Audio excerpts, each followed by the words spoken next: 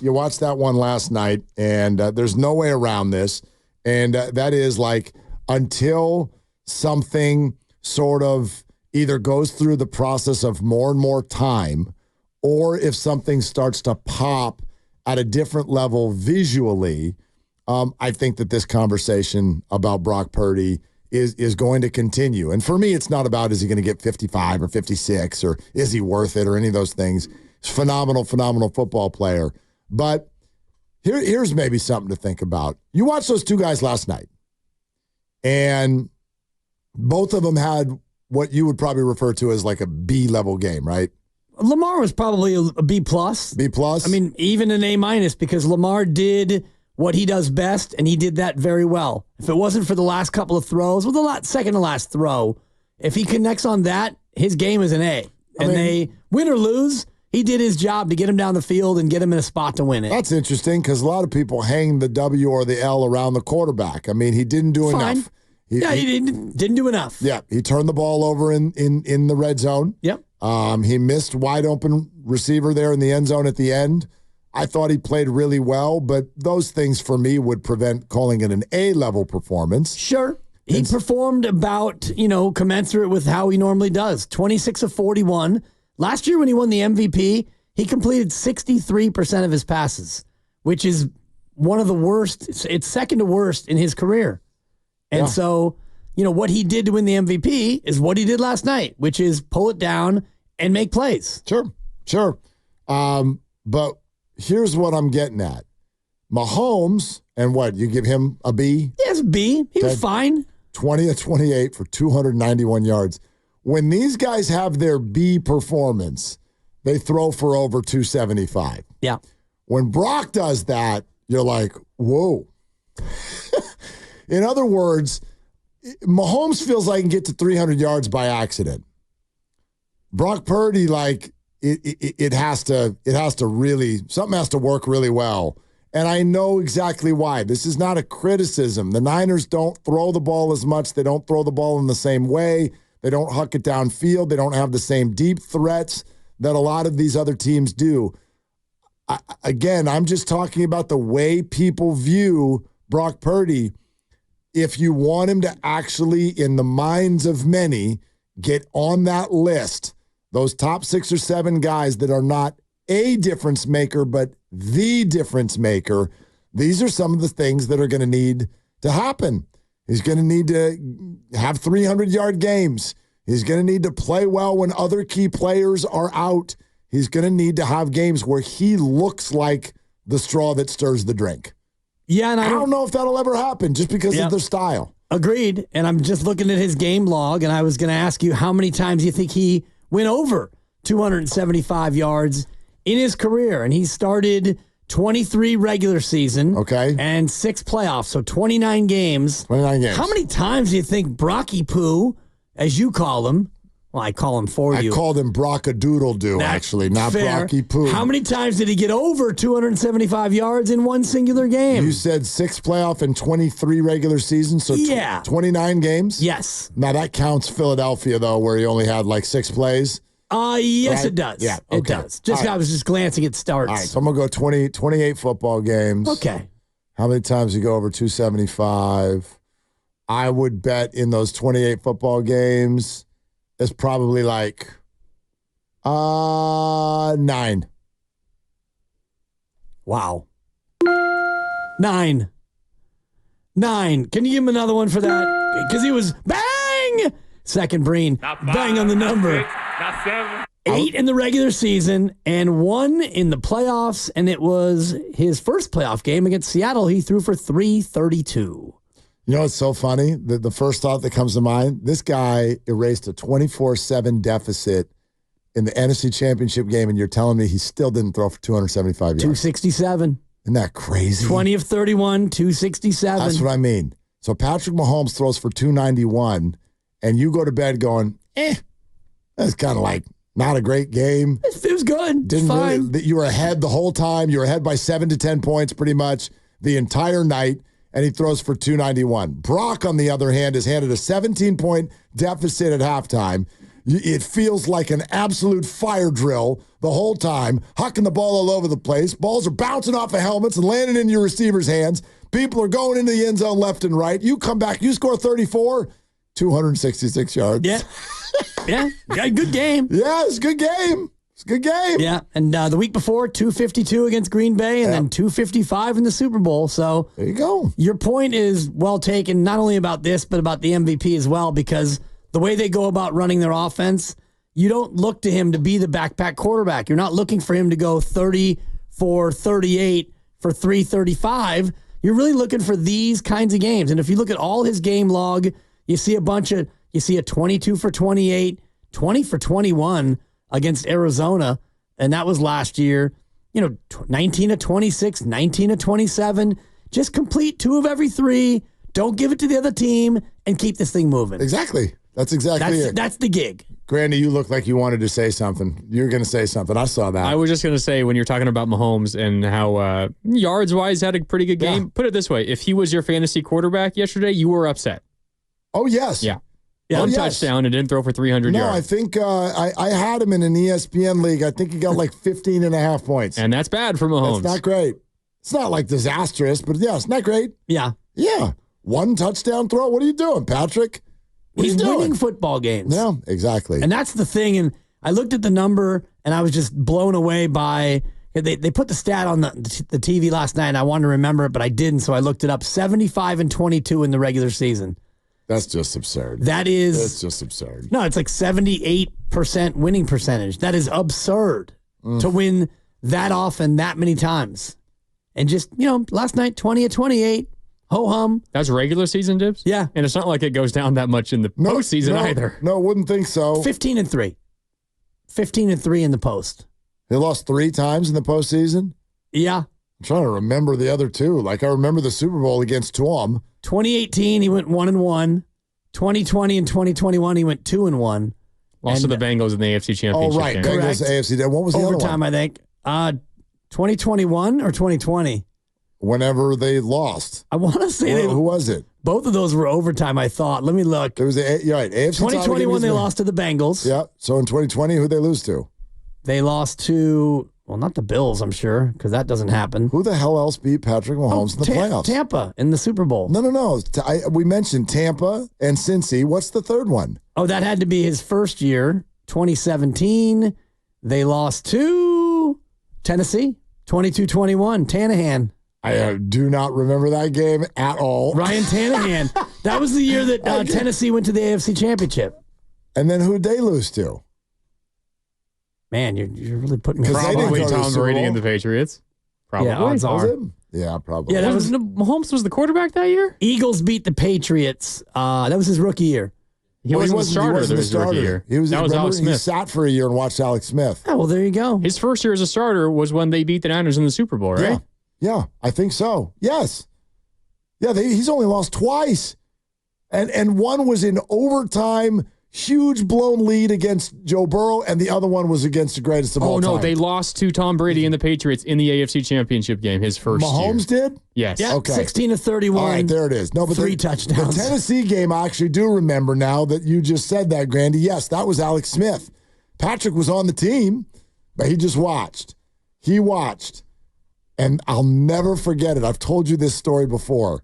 Good buddy, Chiefs fan, years ago, it was the night before they played Tennessee in the playoffs. And he was at a party, and he had 8 too many. And he pulled he pulled me aside, and I was kind of like being my former 49er fan self. I'm like, why don't you guys support Alex Smith more? And he is walking through this party just screaming, Mahomes! Mahomes! That's he's just screaming his name. And I'm like, put some respect on Alex Smith's name. Like, this offense this year was amazing. Do you remember that year for the Chiefs? Tyreek Hill, Kareem Hunt, they were absolutely incredible. And Smith had a great year, and they were the division champ and all of those things. But Mahomes was sitting there. They had drafted him, and he was in waiting. And he was so drunk and yelling Mahomes so many times. And I'm like, come on, man, be nice to Alex Smith. And he's like, you watch tomorrow. This isn't going to go well. Wow. And he was right. He was drunk, but he was right. And then the year after was the AFC Championship game. Mahomes' first year as a starter. To Tennessee. No, they lost that's to New England. Lost in overtime to New England when D4 jumped off sides. There you go. Tom Brady gets the ball to begin overtime, and they go down and score, and the Chiefs don't even get a chance. So he's lost to Brady twice and Burrow with an unbelievable comeback in overtime. That's it. In Three the playoffs. losses. 3 playoff losses. 15-3. So there you go. Dude, it's stupid. 90-25 overall. 90-25. So. And we're like, can I take just this is tongue in cheek, but can I take a quick shot based off of that? On the Shanahan haters? Andy Reid is a genius. He has Patrick.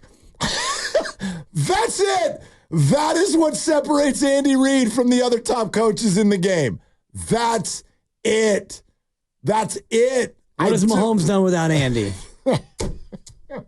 Yeah, you don't want to answer that. I don't know you what's won't answer his Pro Bowl record. Exactly. That's a great question. He doesn't go to the Pro Bowl because he's always in the Super Bowl. Exactly, that's a good point. I wonder if he even knows where the Pro Bowl is. That's a really good question, Dibs. Thank you. Andy Reid is by far and away the best coach in the game. It's pretty much all Andy.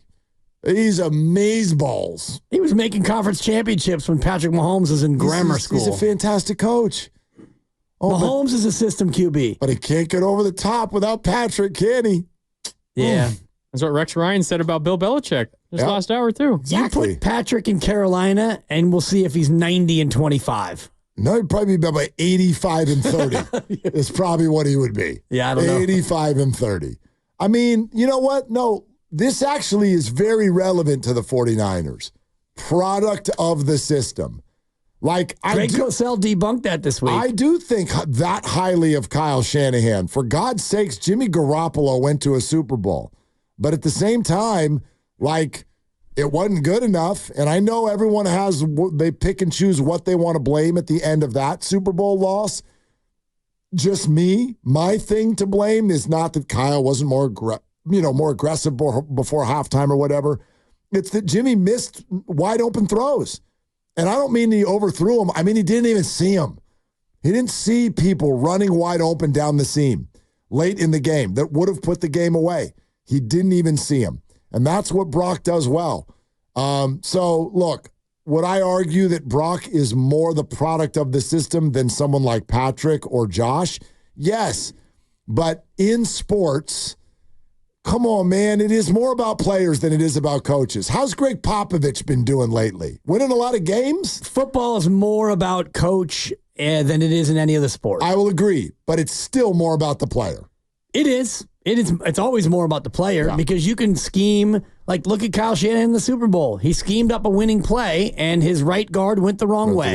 And so the defensive lineman came through untouched, and Brock had to rush it, and he didn't have time to make the throw. So was that a player thing?